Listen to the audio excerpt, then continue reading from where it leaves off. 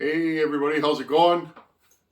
Another glorious day. I think the wet spell is over, knock on wood. Got most of my grass cut last night. I still got to do the back 40. But the old Kubota, she's doing the job. I was mowing in 2 and 3 inches of water in certain spots yesterday, and no problem. Very little wheel spin with that machine. I'm real happy, friends. I'm getting lots accomplished around the house, getting ready for the baby. Got the master bedroom painted, the trim all fixed, everything done. And last night I was moving furniture. I was watching Buchan's live stream moving furniture. So maybe we'll go live next weekend. I think I might have the time. So hopefully. I like going live. It's fun to talk to you guys in real time. But it was nice getting my wife set back up in the living room. We've been, or in the master bedroom. We've been crashing in the living room for the last week, I think. So that's what I was doing last night. This morning we went and looked at vehicles. Looking for an SUV, not sure which one. Any of you guys that are shopping for a vehicle right now know the market's pretty tough. We've been looking for 4 or 5 months now. I don't know what we're going to buy. I haven't decided yet. Part of me wants another, big SUV. We used to have an Avalanche. That thing was wicked, but with fuel prices and that, friends, it's nicer to have a smaller vehicle for running errands when you're going to the city. That Tundra is a beast. It's hard to park. It's super wide. It's super tall. So we're looking at something smaller for my wife. So yeah, we went and test drove a couple of vehicles this morning. And so now I'm back at home. And I want to get some more work done on this 038 Magnum. Now, as you guys know, if you watched the last video, the clutch is stuck on this thing. Let's pull out the heavy artillery today. We'll start with the 3/8 impact. I'll show you guys a little trick. A couple of you guys mentioned it in the comments of the last video, but I'll show you guys, those of you that didn't mention that idea. Also, friends, let's get this done. I know you guys are bothered by this stuff. I'm going to bring you in. Let's fix something right now. The most important part of this entire project.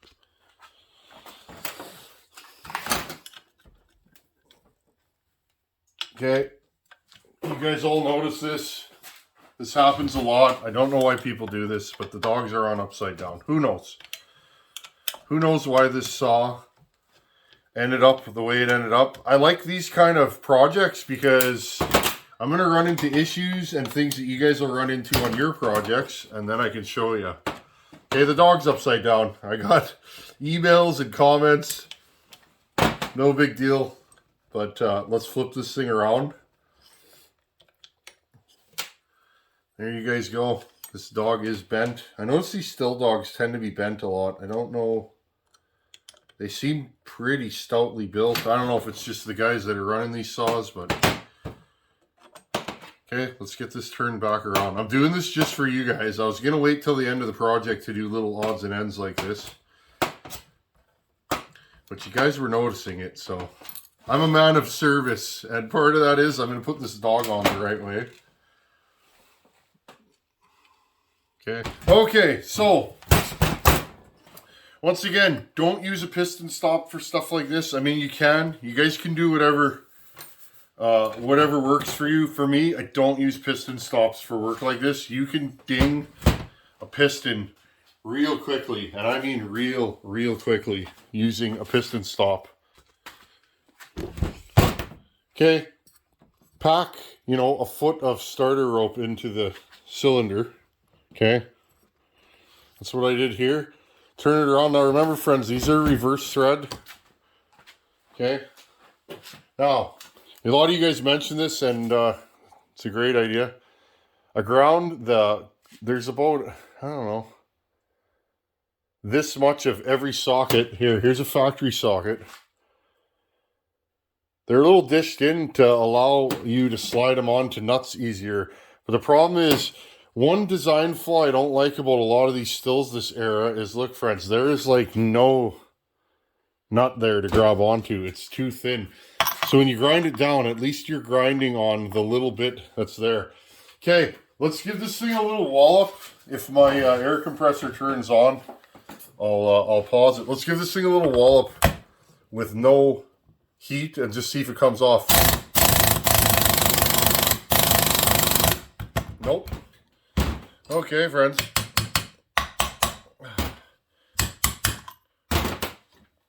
Okay, so round 2. I'm going to try not to light this thing on fire. It is quite oily. This is just MAP gas. It's almost impossible to get all the oils out, so you kind of, there we go. To be a good mechanic, you got to be a good scientist. Oh, this bottle's almost toast. Okay, so you're using heat, just like we do with bearings. Use heat to heat up the clutch, which should pull the threads off of, okay, if they're stuck. Let's see if this works. If not, we may have to go back to the drawing board. Okay. Let's put the socket back on here. Hopefully this works. I don't really want to leave this because I have a feeling it needs crank seals. Well, friends, I don't know what we're going to do with this. Okay, I'm going to pack a little more rope in here. Again, make sure that your exhaust port is really closed, okay? Make sure your exhaust port is closed and put as much rope in there as you can. Oh, am I going to have to get out the big impact? I might have to for this job. This thing is extremely, extremely stuck, friends.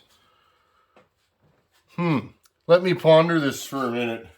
Sometimes it's better to take a little break and ponder it. I figured we would all struggle together. This thing's on my bench. This is what I'm working on. And this is real chainsaw wrench pulling. This is what you're going to run into if you want to work on old saws.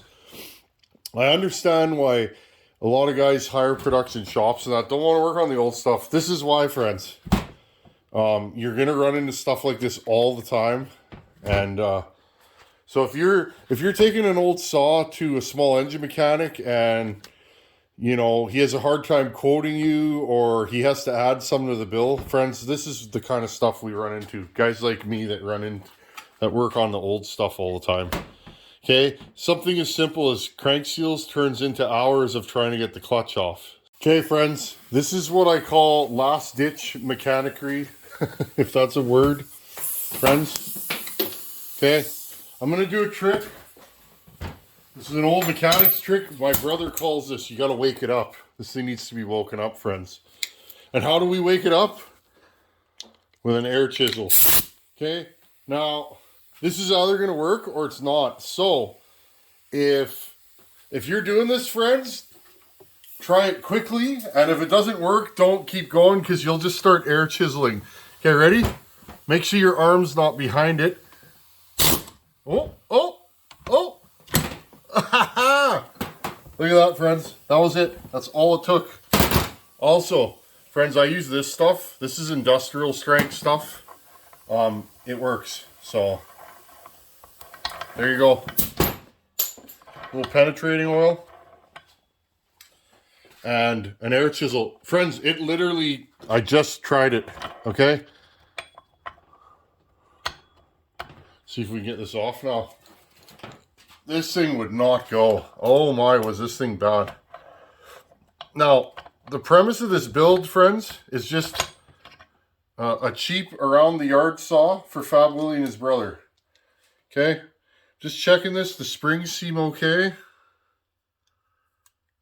Okay, this is just a cheap around the yard saw, a backup saw for Fab Willie and his brother to use. They both have primary saws. Fab Willie has a couple of saws. What does he run? 440, and his backup saw is an MS290, which is funny. He doesn't run that anymore ever since he got the 440. Now, I can't remember, friends. No.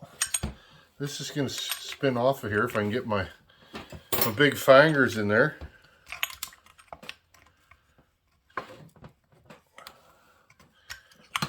Okay, let's see if we can do this. in real time. There's this cover here. I haven't worked on one of these in ages, so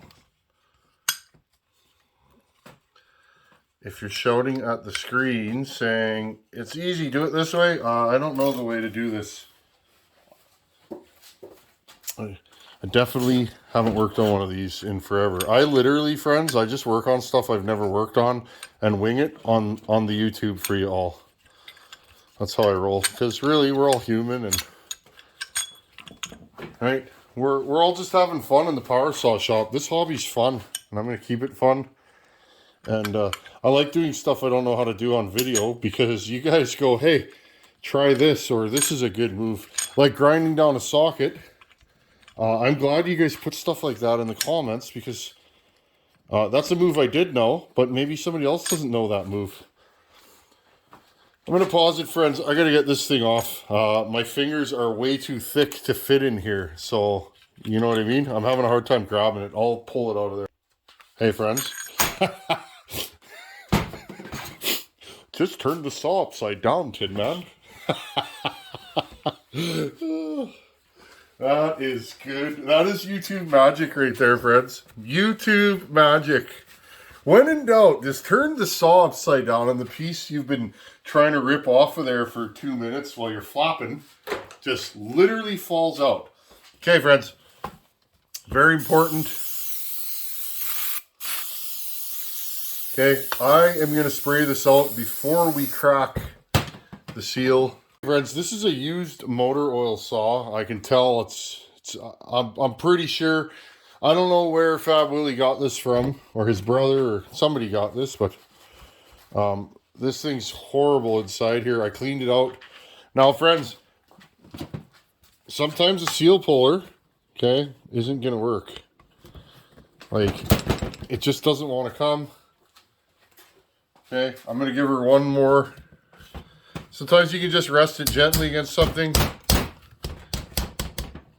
There you go, and it comes out. If not, friends, take a couple of drywall screws, okay, or sheet metal screws, whatever you got, and put a screw here and here. But again, make sure it's on the inside of this lip so that you don't hurt the bore in here, okay? And all you got to do, friends, is once you do that, take a pair of vice grips or a pair of pliers, grab the screw and pull it out. And if it gets stuck, pull one side at a time. Okay. Now, as you guys can see, the spring popped off right here.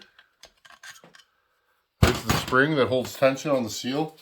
Now, this seal, friends, this seal is hard as a rock. And that's why I continued to go at it. I didn't know that. But when a clutch gets hot and hot enough to stick it on, this clutch will be fine now, okay? When a clutch gets hot enough to stick on, 9 out of 10 times, your seal got really hot and it's dried up. Let's have a look at these bearings. I want you guys to see what I see. Little dirty, look like they've been a little warm, but again, friends, no up and down play, okay? Take your fingers. And again, I'm going to pull, here you guys can see that, I'm going to pull my piston stop out so that there's nothing stopping it from moving. Okay, grab your fingers like this and go. Okay, if you feel any up and down play, and I mean anything, it could be a hair, okay, replace those bearings because they're going to blow up. And what usually happens, friends, if these get warm enough, this is a cage that holds the bearings in. For those of you that do this, you guys know the deal. For the newcomers, welcome. And I'd like to show you guys the stuff that I've encountered. What will end up happening is these cages, as it starts to go up and down, these cages will get brittle, they'll break. They'll go into the saw, go up your transfers, and take out your top end and your bottom end. So then, at that point, if this locks up, you'll need a crankshaft, a case, and or bearings, and top end. So basically, friends, the way to destroy a good saw is to let these go. Top ends can fail, no big deal. If this spins in this bore, you got big problems. Okay, now, because I haven't really put this saw back together yet, okay, I can go in here with some brake clean. I don't want to shoot it in. I want it to fall out. Okay, and I'm going to go in here. There you go. And just clean anything. Look at the stuff coming out of this, friends. This saw is really dirty. I almost want to tear it down, but friends, this saw, the bottom end is super clean. Internally, this thing's shiny. It's OEM, other than the piston now, but this saw, friends, is really nice. So, I'd like to see it running. I don't think this bottom end has anything in the way of time on it. It's just a hunch. I don't know for sure, but... Okay, so you got that going on there. Now this brake clean evaporates quite quickly. Just gonna go in there, wipe out anything that I find. These bearings are clean. Okay, friends, look at that. There's no bluing. Yeah, they're a little gold, but nothing too untoward. I think this thing had a lot of blow-by just because of the state of the top end, and it was getting blow-by into the bottom end, causing it to go lean. So, okay, friends, let's put the new crank seal in together. Now, this one's a little bit different. It sits into this bore. Okay, I don't have the exact driver to do this, so I have this one that it's homemade, made it on my lathe. This one falls into there. Let's see, what size is this one? So this is about the exact size of the seal. This one's close, but I don't like the looks of it. I don't think this one might be the one to use, but I'm going to start with this oversized one. Okay, because this will stop before I have the bearings seated. Now make note where where your seal is in relation to your bearing. Okay. Now this one has a clip, a circlip in behind the crank seal.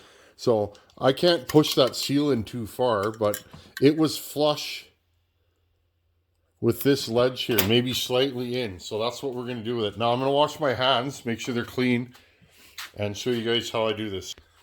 Okay, something I always do, since I now dried out these bearings, I'm going to oil them with my preferred 2-stroke oil. Okay. Now, same thing. A little dust on this seal. Here's the new crank seal. Again, this is a highway seal. We'll try it out. I've had no trouble with highway gaskets or seals, so you guys have asked me about that. If this stuff didn't work, I wouldn't run it. That's 100% there, friends. I put a lot of time into these saws. If these aftermarket parts were failing all the time, I wouldn't use them. So they're quality. Okay, same thing. Now this is a more... Now there's a lip here. There's a lip on this seal, or on this crankshaft, friends, right here. If I can't wiggle this over here, I'm going to have to make something to put a little step on it. And I don't think that's going to work in this case, so I haven't done one of these in a long time. I might have a shim made up somewhere. Okay, friends, because if you just drive that in, what'll happen, you'll prolapse the seal. You'll push the inside out. And what'll end up happening is you'll rip the seal, or the spring will come off. See that, friends? It doesn't fit down over there. Not like the other side. Okay, and you don't want to force it. I'm going to zoom you guys right in so you can see what I'm talking about. Okay, watch the bottom of the seal here as I push it. Look, it pushes out. Okay, if I keep doing that, it's actually going to force the seal back. Okay, so I got to make a little shim for it. Hold on a second. Okay, friends, I got the seal started. I couldn't do it on camera, unfortunately. You just couldn't see what I was doing. With this didn't cover the whole thing, okay? I put it in there. It was about like this, and then I spun it, held the seal down with my fingers, and then just pulled it out. These can be tricky. Some crank seals are harder than others. Now, friends, this is going in a little bit uneven, but I kind of have to drive it like that because it was wanting to catch on the lip of the crankshaft. Now, all I'm doing right now is just looking to make sure I don't see the seal rolling. And I think I got it in all the way. Now, remember, this will bottom make something like this, friends. This is going to bottom on this outer ledge and get it straight, okay? So that I can't drive it in crooked. Okay, I'm going to drive this thing home. Okay, and I think we got it in all the way. Now, what do we got here? I use sockets or tubing, piping, whatever I got, friends. And I will literally just tap it in until it's perfect. Now, I'm going to have to be careful here, friends, because I can overdrive this potentially. I don't know if that circlip... I don't know if that circlip is going to stop this. Okay, so now all we have left here, I got to drive this side in, friends. Okay, this is one of those ones, I'm sure there's a special tool. It might be advantageous to buy the tool for this if you have a hard time doing crank seals or you're going to do a lot of these. This might be the only one of these I work on for a year or two, so. Okay, now this seal is crooked right now. I'm just working it in. There you go. I think it's perfectly level. It's slightly in on this side. Okay, so we just need a little bit more right here. And I'm showing you guys this in real time. Some seals don't go in as well as others. There we go. I think we just got it. Okay. The whole idea, friends, if you don't get this in straight, and sometimes they don't go in straight, it may leak. Sometimes it won't. Okay. Now I'm just looking here.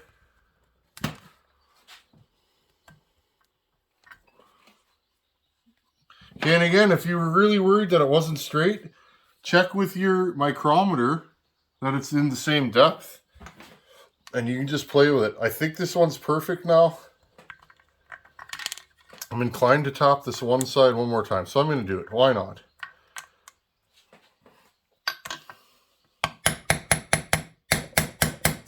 Now, I'm not hitting this very hard, friends. I'm not like beating on it.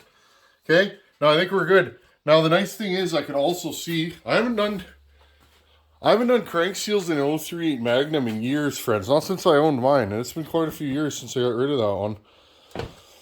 You can also see, and I'll zoom you guys in here. Okay. The sealing surface is here. Okay. So as long as this thing is covering here, it should be okay. Okay, friends. So the last thing is now, this thing will feel stiff because it has two good seals. Spin it around a little bit. And again, friends, this seal didn't prolapse, so I'm happy. Okay, so we can put this back on here. Okay, this only goes in so far. I believe this is like a cover, a dust cover, to cover the crank seal. Okay. So this goes on over there, and then the clutch, and then we're back in business. Now, friends, I'm really going to inspect this clutch. We still got threads on there, so I think it should be okay, friends. Again, this isn't, we're not doing a full 10-point restoration to this saw. This saw was sitting under Fab Willie's bench, and he would like to get it up and running as a backup, or, you know, just a good all-around firewood saw. So this saw is going to get run heavy in fall and maybe spring, depending on what the weather is for firewood, and then it's going to sit a lot of the time. So if we can use what's here, that's what we're going to do. And really, friends, what's here is good stuff. I really don't see anything wrong with this saw. There's no missing parts. There's nothing broken. The fuel line's still good. The only thing I don't like on this saw is I didn't like the piston, and I got to inspect the pulse line. It feels a little hard to me, so I'll probably replace that while I'm in here. Well, I'm happy I let this thing sit for a day or so before I retried it. I did heat it up the other day and sprayed some penetrating oil in there. Couldn't get it off earlier with the ground down socket. 1/2 inch was a no-go. 3/8 impact was a no-go. So again, friends, when in doubt, pull out the key to the city and let her rip. And sometimes you got to get pretty brutal on some of these things to get them to let go. But it worked. Sometimes it doesn't, sometimes it does. That's kind of a last ditch effort, other than you could weld something to here, right? So I wanted to show you guys that, because that's legit power saw wrenching. You're gonna come across stuff like that. And then of course, I'm really glad I pulled that off, because where's that crank seal? This thing's hard as a rock, friends. This thing leaked for sure. This is probably why the top end was scored, and this is probably why this saw was parked. This, and I bet you somebody couldn't get the clutch off. I don't know for a fact, but it seems highly likely that that's why this saw was parked. Well, now we got a new seal in there. I showed you guys that trick on how to not prolapse the seal. That happens a lot, and if you prolapse it, the saw will run for like sometimes 2 or 3 minutes, and then you'll get a massive air leak. You'll blow that seal out. I've done that before. Seals can be a funny thing. Anyhow, friends, I'm happy. I think we got something accomplished today. We'll get this saw back together. I'll put the clutch and everything back together. I want to clean this out in here a little bit more, and you know, just make it nice. We'll get this thing back together. We got to install the top end that's ported, and then we can start making a pipe for it, and this will be another Tin Man saw out in the world. I'm happy. This is fun, especially, friends. It's for my buddy Fab Willie. He makes all those crazy dogs for me that you guys see on the channel. He's a good buddy of mine. He does great work, and you know, I'm happy. This thing was sitting under his bench, so I'm really happy to be able to get this done. I've had this saw for a while, but that's the way things go, friends. And it came up in the roster, and now we're working on it. Anyhow, friends, I hope you learned something. Thanks for coming back and hanging out again. I appreciate it. Thanks for watching. Take it easy. Later.